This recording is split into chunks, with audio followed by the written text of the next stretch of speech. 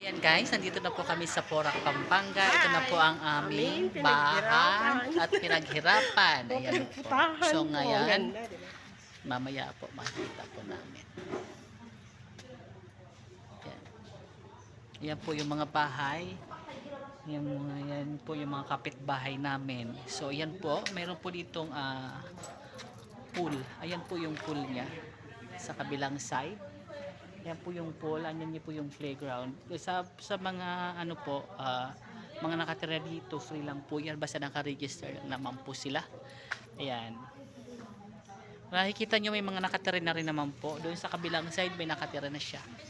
So ibig sabihin, may mga nakatira na talaga siya dito. Ito yung playground ng pambata.